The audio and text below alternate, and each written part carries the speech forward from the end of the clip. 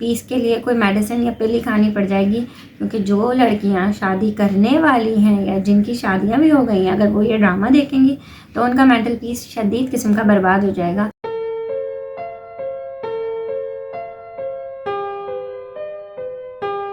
अस्सलामुअलैकुम everyone and welcome back to my channel the Hafsa family. बड़ा अच्छा सा मौसम है, सुबह हो गई है और सुबह सुबह जो है वो सबसे पहला काम जो हमें करना चाहिए वो ये है कि एक पॉजिटिव अप्रोच के साथ सुबह सुबह अपनी उठें और उसके बाद अपने लिए बनाएं एक अच्छा सा नाश्ता। चाहे आपके बच्चे और घर के बाकी लोग सब सो रहे हों, लेकिन बहुत ज़रूरी है कि आप अपने लिए ब्रेकफास्ट बनाएं और ब्रेकफास्ट करें। हम में से कितनी सारी लेडीज़ ऐसी हैं जिनका ब्रेकफास्ट टोटली इग्नोर हो जाता है बच्चे होने के बाद, या क्योंकि बच्चे जो है वो इतना तंग कर रहे होते हैं कि शायद एक चाय पी ली और बस उसके बाद हमारी हो जाती है बस, हम अपने लिए टाइम नहीं निकाल पाते। तो सबसे ज़्यादा इम्पॉर्टेंट है कि आप अपने लिए टाइम खुद निकालें। दुनिया में दो तरह की औरतें होती हैं, एक वो जो बच्चे स्कूल भेजने के बाद सो जाती हैं, एक वो जो बच्चे स्कूल भेजने के बाद भी जाग रही होती हैं लेकिन उसके बावजूद अपने लिए ब्रेकफास्ट नहीं बनाती। तो मैं चाहूँगी कि आज के बाद आप लोग एटलीस्ट अपने लिए ब्रेकफास्ट ज़रूर बनाएं। और ये चीज़ मैंने भी स्टार्ट करी है। मैंने भी अपनी लाइफ में ब्रेकफास्ट को टोटली इग्नोर किया हुआ था और बिल्कुल लाइफ से मेरी ब्रेकफास्ट एंड हो गया था। अगर किसी ने बना के दे दिया तो ठीक है, अदरवाइज़ मुझे कोई ज़रूरत पेश नहीं आती थी कि मैं अपने लिए ब्रेकफास्ट बनाऊँ, खाऊँ। तो ये एक ऐसी चीज़ है जो मैंने इस साल इसको मेरे एक न्यू ईयर रेजोल्यूशन भी समझना है, because in this year I have been thinking about developing some healthy habits. और हेल्दी हैबिट में सबसे बड़ी मेरी एक ये है जो मैं शुरू करने वाली हूँ, और ये है कि ब्रेकफास्ट अब मैं ज़रूर करूँगी। और मैं चाहूँगी कि जो लोग ये वीडियो देख रहे हैं प्लीज़ इस हेल्दी हैबिट को अपनाएं और अपने लिए एटलीस्ट थोड़ा सा टाइम निकाल के अपना ब्रेकफास्ट टाइम पे कर लिया करें।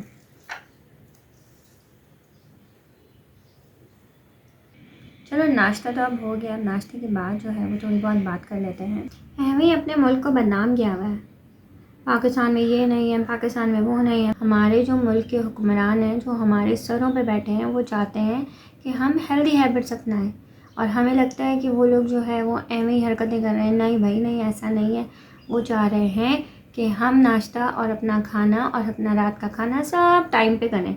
तो इसलिए उन्होंने कहा कि भाई इतनी लेज़ी आवाम हो रही थी, कभी भी उठकर कुछ खा रहे थे, कभी भी उठ के कुछ खा रहे थे, रातों में मैगी बन रहे थे, तो इस तरह तो बड़ा मसला हो जाएगा, लोगों की हेल्थ ख़राब हो जाएगी। तो उन्होंने क्या सोचा, उन्होंने सोचा कि चलो भाई इनकी गैस की टाइमिंग फ़िक्स कर दो। तो सुबह इतने से इतने बजे आएगी, दोपहर में इतने से इतने बजे आएगी, रात में इतने से इतने बजे आएगी। जब टाइमिंग फ़िक्स हो जाएगी तो आवाम कैसे टाइम पे खाना नहीं खाएगी? खाएगी, क्यों नहीं खाएगी?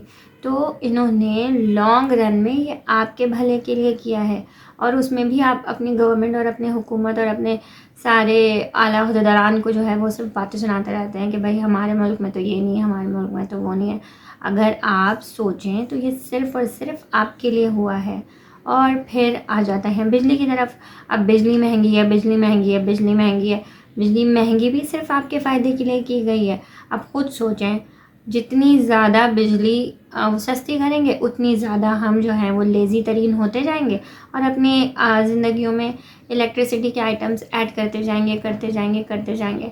अब हमारी हुकूमत क्या चाहती है कि हम बड़े हेल्दी रहें और हमारे जो लाइफ स्टाइल है वो भी बड़ा हेल्दी रहे।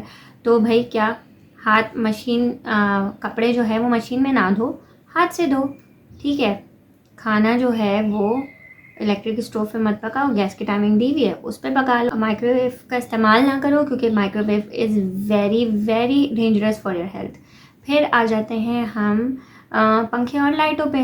तो भाई सारे लोग एक कमरे में बैठेंगे, एक पंखे के नीचे बैठेंगे तो ही तो आपस में मोहब्बतें बढ़ती हैं। अब क्या कोई उस कमरे में, कोई उस कमरे में, कोई उस कमरे में, कोई इधर पड़ा हुआ है, सब अपने अपने कमरों में अपने अपने टीवी चला के पड़े हुए। तो हमारी हुकूमत ने सोचा कि भाई इनको एक जगह करो। अब एक जगह कैसे करें? तो उन्होंने बोला कि बिजली इतनी महंगी कर दो कि ये सारे कमरों में से हटकर एक ही कमरे में आ जाए। और कुछ लोग तो सोते भी सारे अब एक ही कमरों में। तो इसमें भी देखा हमारे हुक्मरानों ने हमारे लिए ही सोचा है, और एक हमें जो हर वक्त अपने मुल्क में अपने हुक्मरानों को और अपने मुल्क के लोगों को बातें सुनाते रहते हैं। तो बी पॉजिटिव, थिंक पॉजिटिव। थोड़ी बहुत गॉसिप, आजकल कौन से ड्रामे ट्रेंडिंग में चल रहे हैं और आप कौन सा ड्रामा देख रहे हैं? तो वैसे मुझे to be very honest Pakistani drama में अब इतना इंटरेस्ट बरकरार नहीं रहा जैसे मैं पहले देखती थी, क्योंकि सारे के सारे वही सास बहू के स्टफ़ के साथ एक ही तरह के पैटर्न पे ड्रामे बने हुए होते हैं। ग्रीन एंटरटेनमेंट एक वाहिद चैनल है जिसमें कुछ ना कुछ मज़े की चीज़ें आ रही हैं। अदरवाइज़ बाकी जो सारा कंटेंट है दुनिया साइंस फिक्शन पे जा रही है, और हम लोग अभी तक सास बहू और नंद भावजों के फड्डे ही दिखा दिखा के ऑडियंस को बोर कर रहे हैं और हम आगे ही नहीं बढ़ पा रहे। तो खैर उसके बावजूद भी कुछ तो ड्रामे ऐसे हैं जो हम देख ही लेते हैं। तो 2 ड्रामे जो मैं अभी देख रही हूँ, वैसे फ़र्स्ट तो मैं ही है, वहाज अली और आयज़ा का, और उसके साथ दूसरा ड्रामा जो है वो मैं देख रही हूँ मन्नत मुराद। क्यों देख रही हूँ मुझे नहीं पता, मैंने इससे ज़्यादा टॉक्सिक ड्रामा अपनी लाइफ में कभी नहीं देखा, बट उसके बावजूद मैं वो ड्रामा देख रही हूँ। पता नहीं क्यों देख रही हूँ, लेकिन फिर भी देख रही हूँ। इकरा अज़ीज़ फैबुलस लग रही है, इतनी प्यारी लड़की, इतनी अच्छी लग रही है, इतना अच्छा makeup, everything is amazing, super, बहुत प्यारी लग रही है। लेकिन इस ड्रामे में जितनी टॉक्सिक हरकतें दिखा दी हैं ना, उसके बाद तो शायद आपको मेंटल पीस के लिए कोई मेडिसिन या पिल ही खानी पड़ जाएगी, क्योंकि जो लड़कियां शादी करने वाली हैं या जिनकी शादियां भी हो गई हैं, अगर वो ये ड्रामा देखेंगी तो उनका मेंटल पीस शदीद किस्म का बर्बाद हो जाएगा। लेकिन ऐसा होता है, ऐसे बहुत से घर, ऐसी बहुत सी अनएजुकेटेड फैमिलीज़ हैं जो अपने घर की बहुओं के साथ इसी तरीके से बिहेव करती हैं जिस तरह इकरा अज़ीज़ के साथ बिहेव हुआ उस ड्रामे के अंदर। लेकिन एक बात जो मुझे समझ में नहीं आई वो ये कि इकरा अज़ीज़ जो कि मन्नत है ड्रामे के अंदर, उन्होंने क्या सोच के मुराद को पसंद किया, मतलब क्या देखा, क्या समझ आया बहन आपको? मुझे बिल्कुल समझ में नहीं आया।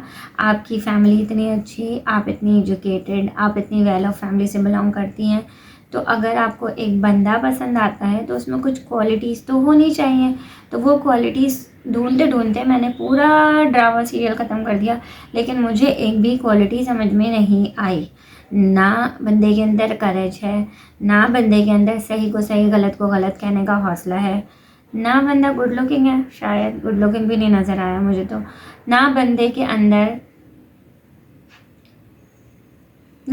अंदर अपने लिए आवाज़ उठाने का जज्बा है। नहीं, जो करना है करते रहो मेरे साथ, मैं तो जो है वो सहता ही रहूँगा, और मैं अपनी बीवी को भी लेकर आ गया हूँ और अब वो भी आप लोगों की बातों को बर्दाश्त करेगी। अजीब किस्म का ड्रामा है, मेरी तो बिल्कुल समझ में नहीं आई इस ड्रामे की तुक, और शदीद रेड फ्लैग्स और शदीद टॉक्सिक किस्म का ड्रामा था। उसके साथ साथ एक ड्रामा चल रहा है मैं आयज़ा का और वहाज का, वो मैं देख रही हूँ। तो उस ड्रामे की भी मुझे बिल्कुल समझ नहीं आ रही, टू बी वेरी ऑनेस्ट। अगर हम सिर्फ आयज़ा को हटा दें उस ड्रामे से, आयज़ा के कैरेक्टर को हटा दें उस ड्रामे से, तो उस ड्रामे के अंदर देखने लायक कुछ भी नहीं है आसिफ अंकल के अलावा। Asif uncle is rocking, Asif uncle तो पूरे ड्रामे पे राज कर रहे हैं, उसके अलावा उस ड्रामे के अंदर देखने के लिए कुछ भी नहीं है। उस ड्रामे के अंदर देखने के लिए तो कुछ भी नहीं है। वहाज, इतनी तारीफ़ें, वहाज वहाज वहाज वहाज वहाज का कैरेक्टर क्या है, वो क्या, मतलब वो बंदा क्या है, मुझे यही समझ में नहीं आ रहा। एक बंदे के पीछे चल देता है, फिर दूसरी बंदे के पीछे चल देता है, अपना दिमाग उसके पास है नहीं। और फिर अज़ीका डैनियल आई है, जो लोग कह रहे हैं कि बड़ा सिंपल सा कैरेक्टर है, बड़ी अच्छी लग रही हैं, मुझे उसका कैरेक्टर भी समझ में नहीं आया।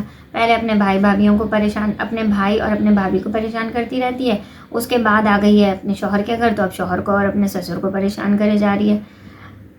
तो बिल्कुल ही कंफ्यूजिंग सा ड्रामा है। आयज़ा आउटस्टैंडिंग रोल प्ले कर रही है। आयज़ा को अगर दिखाया है कि उसको PTSD है, उसके पास में ऐसे ट्रॉमास हुए हैं जिसकी वजह से उसकी पर्सनालिटी पर असर हुआ है, now she is behaving very aggressively. अब उसके अग्रेशन के पीछे बहुत सारी वजूहात हैं, वो नज़र आ रही हैं, और वो अपने आप को कंट्रोल करने के लिए कोशिश भी कर रही है just because of staying in a marriage.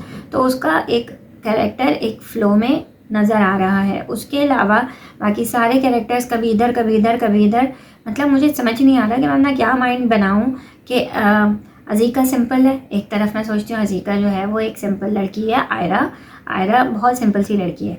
एक सिंपल सी लड़की क्या हरकतें कर रही है उसको खुद नहीं पता उसने करना क्या है।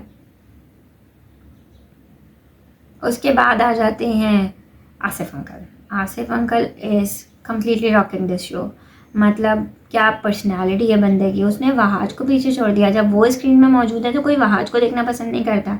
तो this drama is all about MJ और आसिफ अंकल। उसके अलावा मुझे वहाज से तो बड़ी डिसअपॉइंटमेंट हुई है। अभी तक कितने एपिसोड, 20-22 एपिसोड हो गए, लेकिन अभी तक यही समझ में नहीं आ रहा कि बंदे को करना क्या है अपनी लाइफ में। बड़ा ही कंफ्यूजिंग किस्म का कैरेक्टर है और ऐसे ड्रामे हमारे मुल्क में ट्रेंडिंग हो जाते हैं। मतलब मैं ये सोचती हूँ कि अगर हम कोरियन ड्रामे देखें तो बेचारे पागलों की तरह साइंस फिक्शन, कोई मेडिकल का ड्रामा हो रहा है जिसमें डॉक्टर्स हैं, तो फिर कोई जो है वो मल्टीवर्स पर ड्रामा हो रहा है, तो कोई पता नहीं कहाँ कहाँ से टॉपिक ढूंढ के लाते हैं वो और उस पर ड्रामे बनाते हैं। और हमारे यहाँ ट्रेंडिंग ड्रामे हो जाते हैं, बस एक बंगला ले लो, स्टार कास्ट डालो, स्टोरी और डायरेक्शन हो ना हो, ड्रामा हिट हो जाएगा आपका। पता नहीं पाकिस्तान की ये ड्रामा इंडस्ट्री कब ड्रामों को सीरियसली लेगी और अपने ऑडियंस को ऐसी चीज़ें दिखाएगी जो हम देखना चाहते हैं। आप अपने ड्रामों के थ्रू कैरेक्टर डेवलपमेंट दिखा के लोगों को सिखा सकते हैं। Media is a way to make people realise their mistake.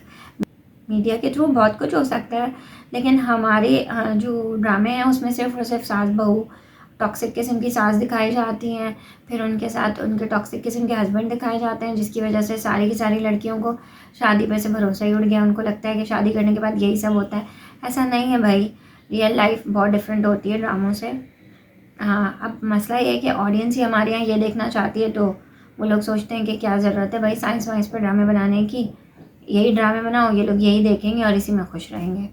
अब दोनों ड्रामे हो गए हैं, साथ साथ चल रहे हैं। मन्नत मुराद तो ख़त्म ही हो गया है, मैं अभी चल रहा है, तो मैं में क्या होने वाला है मुझे कुछ आइडिया नहीं है। देखते हैं मैं के एपिसोड आज रात में, और उसके बाद दोबारा इस बारे में बात करेंगे। Bye bye.